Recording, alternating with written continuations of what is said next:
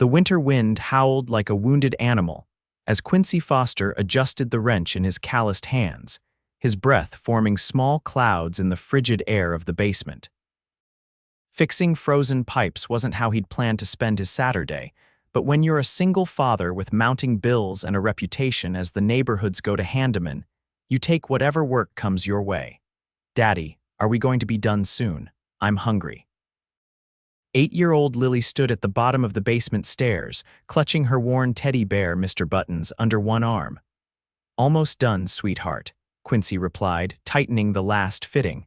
"Just give me 5 more minutes and then we'll grab some lunch, I promise." Quincy wiped sweat from his brow despite the cold. This emergency call had come in just as he was about to take Lily to her Saturday morning dance class. The voice on the phone had been desperate, a house sitter frantic about pipes, making threatening sounds in the basement of what was clearly an expensive home in Oak Ridge, the wealthy part of town he rarely had reason to visit. The house itself was a modernist marvel, all glass and steel and angles that seemed impossible. It was the kind of place featured in architectural magazines, not the kind where regular people like him were invited. "There," he said with satisfaction, as water began flowing properly through the pipes. "Crisis averted." Lily clapped her hands. "You fixed it. You're like a superhero, but for houses." Quincy chuckled, ruffling his daughter's dark curls. "Superhero plumber doesn't quite have the same ring to it as Superman, but I'll take it." As they ascended from the basement, Quincy marveled again at the house. Whoever owned this place had serious money. Floor-to-ceiling windows overlooked a snow-covered garden that, even in winter dormancy, was clearly meticulously designed. The furniture was minimal but obviously expensive, the kind you'd be afraid to actually sit on. Mr. Foster, the house sitter, a college student named Derek, approached nervously. "Is everything fixed, all set?" Quincy replied, wiping his hands on a rag. The main pipe to the north side of the house was starting to freeze. "I've insulated it better and installed a heat tape that should prevent future problems. Just make sure it stays plugged in when temperatures drop below freezing." "Oh, thank goodness, Miss Hartwell would have killed me if anything happened to the house while she was away." Quincy nodded, pulling out his battered invoice pad. He was calculating a fair price when the front door opened, sending a blast of cold air through the entryway. A woman stood there, snowflakes caught in her dark auburn hair, her cheeks flushed from the cold. She wore an elegant camel-colored coat that probably cost more than Quincy's monthly rent. Despite her obvious wealth, there was something in her eyes that caught him off guard, a weariness, a sadness that seemed out of place in someone who clearly had everything. "Miss Hartwell," Derek exclaimed, clearly surprised. "I thought you were in Zurich until next week." "Change of plans," she said, her voice soft but commanding. She looked at Quincy and Lily with curious eyes. "And you are, Quincy Foster, madam. You had some pipes about to burst. Derek called me in." "He's a superhero for houses," Lily added helpfully, stepping forward with Mr. Buttons clutched to her chest. Something in the woman's face softened as she looked at Lily. She knelt down, bringing herself to the child's eye level. "Is that so? Well, we certainly need heroes like that, don't we?" "And who might you be?" "I'm Lily Foster, and I'm 8 3/4. This is Mr. Buttons." She held up the teddy bear for inspection. "Very pleased to meet both of you. I'm Winter Hartwell." She extended her hand to Lily, who shook it solemnly, then stood and offered her hand to Quincy.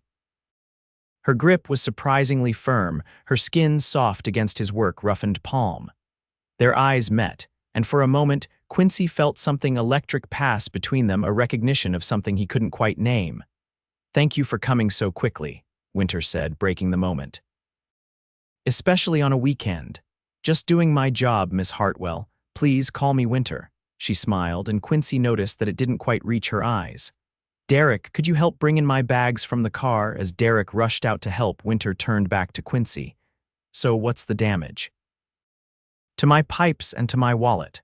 Quincy explained what he'd done, keeping his voice professional despite being acutely aware of how out of place he and Lily were in this pristine environment. He quoted a price that was fair but still made him wince internally. He needed the money, but charging too much felt wrong somehow. Winter didn't even blink at the amount. "That seems more than reasonable." Let me get my checkbook.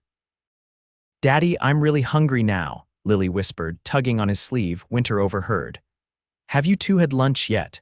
We were just about to grab something on the way home, Quincy replied. Nonsense. I was going to make myself something, and I always cook too much. Would you join me? It's the least I can do after you rescued my house on a Saturday. Before Quincy could formulate a polite refusal, Lily piped up. What are you making? Winter laughed, a genuine sound that transformed her face. I was thinking grilled cheese sandwiches. Is that acceptable to your palate, Miss Lily? Those are my favorite. Daddy makes them with the crusts cut off and calls them princess sandwiches. Winter looked at Quincy with new appreciation. A plumber who makes princess sandwiches. You are full of surprises, Mr. Foster. Quincy, please, he said, feeling a blush creep up his neck. And we don't want to impose. It's not an imposition, in fact. Something vulnerable flickered across her face. I've just come back from a rather disappointing trip. Some company would be nice. There was something in her tone that Quincy recognized loneliness. It was the same note he heard in his own voice sometimes, late at night when Lily was asleep and the house was too quiet. We'd be honored then, he said before he could overthink it. Winter's kitchen was like something out of a cooking show, all gleaming stainless steel and marble. Yet as she moved around pulling out bread, butter, and several kinds of cheese, she seemed perfectly at ease. Can I help? Lily asked, standing on tiptoes to see the counter. Absolutely. You can be my official cheese expert. Which is better, cheddar, Gruyere, or both? Both, Lily exclaimed. And tomato too, if you have it. A girl after my own heart, Winter said, pulling a tomato from a basket. Quincy leaned against the doorframe, watching his daughter and this elegant stranger bond over sandwich construction. It was an unlikely scene, and yet something about it felt right. So, Quincy, Winter said as she sliced the tomato with expert precision, Derek called you a handyman, but you clearly know plumbing. What exactly do you do? A bit of everything, really. I was a general contractor before. He paused, the familiar pain surfacing before my wife passed away 3 years ago. Now I take whatever jobs let me set my own hours so I can be there for Lily. Winter's knife paused mid-slice. I'm so sorry. Quincy shrugged, uncomfortable with the sympathy.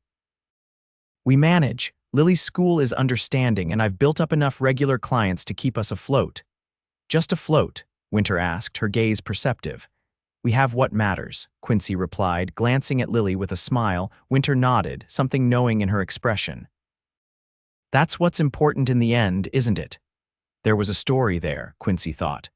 For someone who seemed to have everything, Winter Hartwell carried herself like someone who had lost something irreplaceable.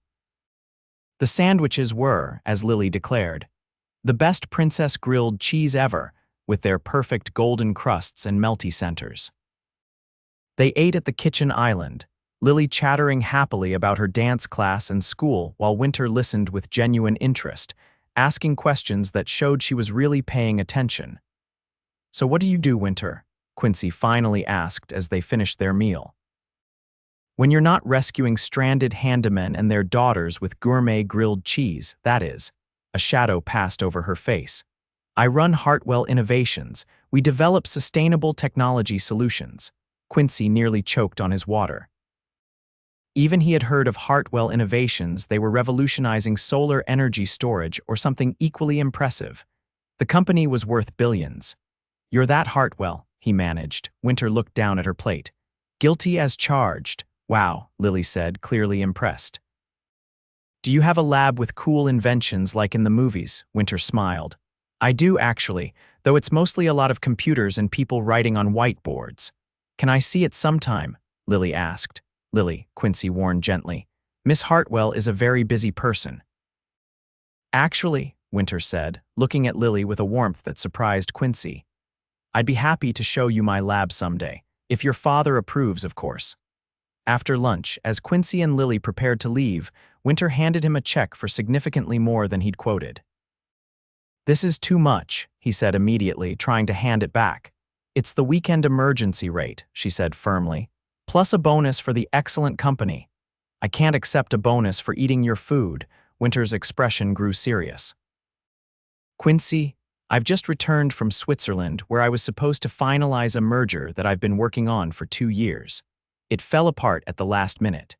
I came home early to an empty house with frozen pipes and the prospect of a very lonely weekend. You and Lily brought light into what was shaping up to be a spectacularly bad day. Please accept it. Put that way, Quincy couldn't refuse. Thank you, he said simply. As they reached the door, Winter handed Lily a business card. For when you want to see that lab, she said with a wink. On the drive home in his aging pickup truck, Lily fell asleep clutching Mr. Buttons, the business card tucked safely in her coat pocket. Quincy kept replaying the afternoon in his mind, thinking about the sadness behind Winter's smile, and the way she'd listened to Lily, as if his daughter's stories about third grade were as important as any billion-dollar business deal. He told himself not to read too much into it. People like Winter Hartwell didn't become friends with struggling handymen. This had been a pleasant anomaly, nothing more. 3 days later, Quincy was replacing a bathroom faucet for Mrs. Peterson when his phone rang. Mr. Foster, this is Winter Hartwell. I hope I'm not interrupting anything important. No, just finishing up a job, he said, surprised to hear from her. Is everything okay with the pipes? The pipes are perfect, thanks to you. Actually, I'm calling about something else. There's a leak in my office building downtown. Our usual maintenance company can't send anyone until tomorrow, and I have an important investor meeting in that conference room this afternoon. Derek mentioned you do commercial work as well. I do, Quincy said, though commercial jobs were rare for him these days. Would you be available to take a look? I'll pay triple your usual rate for the inconvenience.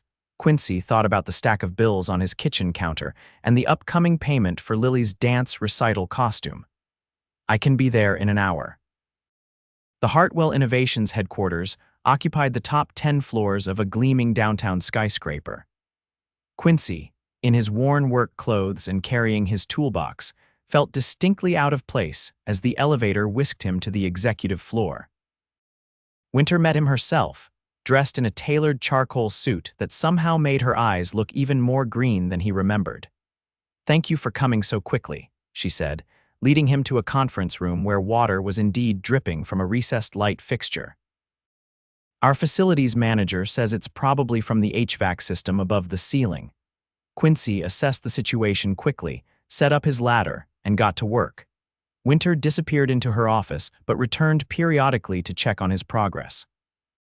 Each time, she asked thoughtful questions about what he was doing, showing genuine interest rather than just making polite conversation. By the time he'd fixed the leak, a loose connection in a condensation line, and replaced the damaged ceiling tile, Quincy had learned that Winter had built her company from a small startup she'd founded in her garage 12 years ago. She spoke about sustainable energy with genuine passion, explaining complex concepts in ways that made them accessible without being condescending. All finished, he announced, packing up his tools. It shouldn't give you any more trouble. Just in time, Winter said, checking her watch. The investors will be here in 30 minutes. As Quincy prepared to leave, Winter hesitated. Would you have time for a cup of coffee before you go? There's something I'd like to discuss with you. Intrigued, Quincy followed her to a small sitting area adjacent to her office. The view of the city from 30 stories up was breathtaking. I have a proposal for you, Winter said after they'd settled with their coffees. I've been impressed by your work and your knowledge of building systems. Hartwell Innovations is developing a new line of smart home environmental control systems that prevent exactly the kind of pipe freezing issue I experienced. We need someone with practical field experience to consult on the project to make sure we're addressing real-world concerns, not just theoretical problems. Quincy stared at her. You want me to consult for Hartwell Innovations? Yes. It would be part-time on your schedule, well compensated, and you could bring Lily if needed. We have an excellent on-site childcare facility for our employees. The offer was unexpected and almost too good to be true. Why me? You must have access to engineers and experts much more qualified. Winter's gaze was direct. Those experts haven't been in the field for years, if ever. They understand theory, not practice. You know what real homeowners need and what actual installation challenges exist. that perspective is invaluable. It made sense, yet Quincy couldn't shake the feeling that there was more to it. Is this because you feel sorry for us, for Lily and me? Winter's expression hardened slightly. I don't make business decisions based on pity, Mr. Foster. I'm offering you this opportunity because I believe you have something valuable to contribute to my company. Properly chastised, Quincy nodded. I apologize, it's just unexpected. Life often is, Winter said, her expression softening. Think about it, call me when you decide. That evening, after Lily was asleep, Quincy sat at his kitchen table looking at Winter's business card. The consulting job would mean a steady income, flexible hours, and benefits, things he hadn't had since Jennifer died. It was an incredible opportunity, yet something nagged at him. There had been moments, both at her home and today at her office, when he'd caught Winter looking at him with an expression that went beyond professional interest. And if he was honest with himself, he'd been thinking about her more than was appropriate for a potential business relationship. After a sleepless night, Quincy called her the next morning and accepted the position. 2 weeks later, he had settled into a routine, spending 3 afternoons a week at Hartwell Innovations, working with their design team on the new smart home system. To his surprise, the engineers respected his input, often implementing his suggestions about installation requirements and user interface. Winter attended most of the meetings, asking insightful questions and pushing the team to think beyond conventional solutions. One evening, as Quincy was preparing to leave, Winter stopped by the conference room where he'd been reviewing blueprints. "How's it going?" she asked, leaning against the doorframe. "Good. The team is making progress on the temperature sensor calibration issue." Winter nodded, then seemed to hesitate. "Quincy, I have tickets to the children's theater production of The Lion King this Saturday. It was supposed to be a corporate hospitality thing, but the client canceled. I thought perhaps Lily might enjoy it, and you, of course." Quincy looked up, surprised. "That's very thoughtful. Lily would love it, but he sighed. "Winter, I appreciate everything you've done for us, this job, these opportunities, but I need to be clear about boundaries. I don't want Lily getting attached to situations that aren't permanent." Understanding dawned in Winter's eyes. "You think I'm being charitable, creating artificial situations to include you and Lily in my life, aren't you?" he asked quietly. Winter moved into the room, sitting down across from him. "When I returned from Switzerland 3 weeks ago, I was at one of the lowest points in my life. Not just because the merger failed, but because I realized I'd spent the last 5 years building something that didn't actually make me happy. I have a successful company, wealth, recognition, and an empty house that doesn't feel like a home." She met his eyes directly. "That afternoon with you and Lily was the first time in years I've felt like a person rather than a CEO. The consulting offer was genuine, you're providing real value to the project. But yes, I also wanted an excuse to see you again, both of you." Her honesty disarmed him. "I'm a package deal," he said. "Lily comes first always, as she should." Winter smiled. "I'm not asking for anything except a chance to go to a children's theater production with a little girl who reminds me that there's more to life than quarterly reports, and her father who makes me laugh and challenges me to think differently. No strings, no expectations." Put that way, how could he refuse? The theater outing was a success. Lily, dressed in her best dress and clutching Mr. Buttons, was enchanted by the production. Winter had somehow arranged for them to meet the cast afterward, resulting in a series of photos of Lily with various costumed actors that immediately went up on Quincy's refrigerator. That outing led to others: a trip to the Science Museum, Sunday afternoon baking sessions at Winter's house, movie nights where they introduced Winter to Lily's favorite animated films. With each meeting, the boundaries Quincy had tried to maintain blurred further. He learned that Winter had built her company after losing her parents in an accident, channeling her grief into work that would help create a more sustainable world. She'd been engaged once, years ago, but her fiancé had ultimately been more interested in her growing wealth than in her. "I've been alone by choice for a long time," she admitted one evening as they sat on her patio, watching Lily play in the garden with a puppy Winter had rescued from the shelter. "It seemed safer." "I understand that," Quincy said. After Jennifer died, the thought of letting someone new into our lives, of risking that kind of loss again. Winter's hand found his.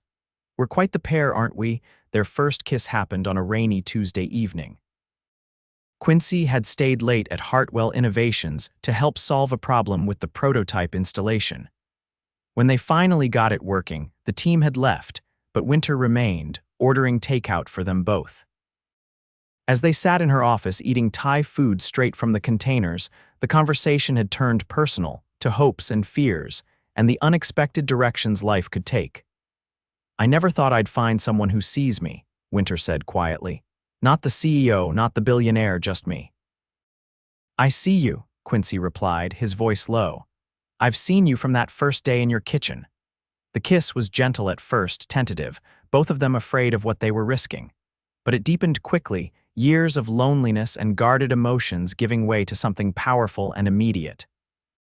When they finally pulled apart, Winter's eyes were bright with unshed tears. "I don't want to mess this up," she whispered. "Neither do I," Quincy admitted. "Lily adores you. If this doesn't work, then we make sure it works," Winter said with determination. "One day at a time." Introducing the change in their relationship to Lily was Quincy's greatest concern, but he needn't have worried. When he carefully explained that he and Winter were now more than friends, his daughter's response was a roll of her eyes. "Daddy, I already knew that." "Winter looks at you like Princess Tiana looks at Prince Naveen after they turn back into humans." Winter burst out laughing. "Your daughter is very perceptive." "Is it okay with you?" Quincy asked Lily seriously. "Winter becoming a bigger part of our lives." Lily considered this with all the gravity an 8-year-old could muster. "Will she still make Princess grilled cheese with us?" "Absolutely," Winter promised. "Anytime you want." "Then it's okay with me." Over the following months, their lives intertwined further.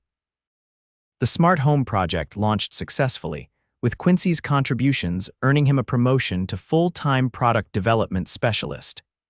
Winter made an effort to scale back her working hours, prioritizing family dinners and weekend activities. There were challenges, of course. The media caught wind of their relationship, leading to uncomfortable speculation about Quincy's motives. Some of Winter's board members questioned her judgment. Quincy's pride sometimes made it difficult for him to accept the lifestyle difference between them. But they worked through each issue together, their commitment to building something real never wavering. On a snowy evening almost exactly 1 year after they first met, Winter invited Quincy and Lily to her house for dinner. When they arrived, they found the place transformed. The usually minimalist space was warm with flickering candles and the smell of a home-cooked meal. "What's the occasion?" Quincy asked as Winter greeted them at the door. "You'll see," she replied mysteriously. After dinner, Winter suggested they move to the living room for dessert. There, Lily found a small wrapped package with her name on it. "Can I open it?" she asked, looking between the adults. "Please do," Winter encouraged. Inside was a key on a keychain shaped like Mr. Button's. "A key?" Lily asked, confused. Winter knelt before her. "It's a key to this house, Lily. I was hoping you might want to use it sometimes, maybe even all the time if you and your dad would consider moving in with me." Lily's eyes widened. "For real, we would live here." "Only if you both want to," Winter assured her, glancing at Quincy. "Is there a key for Daddy too?" Lily asked practically. Winter smiled and turned to Quincy, pulling a small velvet box from her pocket. "I was thinking of something a bit more permanent for your father, if he's willing." She opened the box to reveal not a key but a ring, a simple platinum band that somehow perfectly embodied their relationship. Elegant but strong, valuable but understated. "Quincy Foster, this past year has shown me what I was missing all my life. Not success or achievement, but family. Love. A home that's more than just a beautiful building. You fixed more than my pipes that day. You fixed a heart I thought would always be frozen." Her voice trembled slightly. "Will you marry me?" For a moment, Quincy couldn't speak, overwhelmed by the journey that had brought them here. From a desperate emergency call on a cold winter day to this moment of perfect clarity. "Yes," he said finally, his voice thick with emotion. "Yes to all of it." Lily clapped her hands in delight. "Does this mean Winter will be my mom now?" Winter looked to Quincy, letting him take the lead on this most sensitive of questions. "Winter could never replace your mom, sweetheart. Quincy said gently. "But she can be another person who loves you if that's what you both want." "I would be honored," Winter said, opening her arms to Lily, who rushed into them. "I promise to always cherish you and your dad, and to make sure we have princess grilled cheese at least once a week. And can we keep the puppy?" Lily asked, referring to the rescue dog that had become a regular visitor.